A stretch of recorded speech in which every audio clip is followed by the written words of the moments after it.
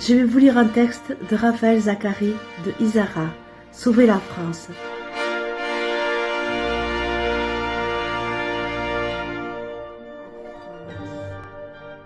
Français intègres, réveillés de l'apathie, revenus de toutes illusions, vous le peuple opprimé par la République des minorités, vous, mes frères de la France éternelle, n'écoutez pas ces traîtres qui vous gouvernent, ne croyez pas aux mensonges de vos maîtres, à la pensée trop aseptisée pour être honnête.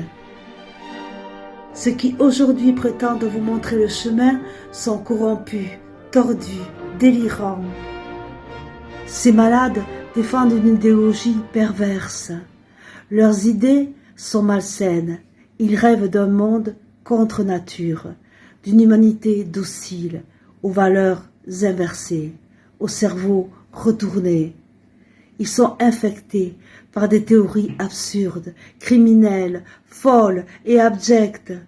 Ce sont des propagateurs de poison moral, des penseurs, des pédagogues, des progressistes déracinés du réel qui fantasment sur l'homme nouveau, libéré des lois naturelles. Ils ont la tête dans la merde et les pieds dans la merde. Au nom de la liberté, de l'égalité, de la tolérance, ils ont déjà violé l'âme pure de vos enfants, instillé dans leur esprit influençable des aberrations, des abominations, des perversions.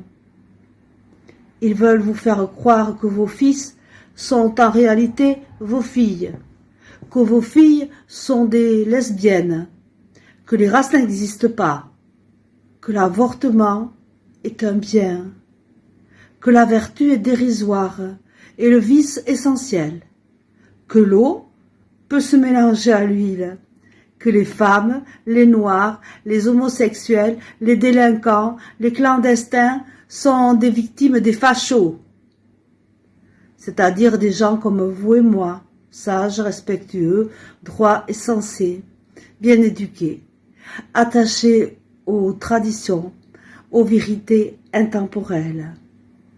Autrement dit, ces citoyens de la vieille école, ces patriotes d'hier qui ont fait briller le pays et maintenant considérés comme des arriérés, des ennemis de leur projet civilisationnel, morbide, ignoble, honteux, satanique. Ne trahissez pas votre héritage sacré, soyez fidèles à vos racines, préservez le trésor spirituel transmis par vos aïeux, chérissez les vraies lumières de l'histoire, ne succombez pas aux ténèbres de ce siècle décadent. Dans votre cœur, comme dans les urnes, Élisée Zemmour.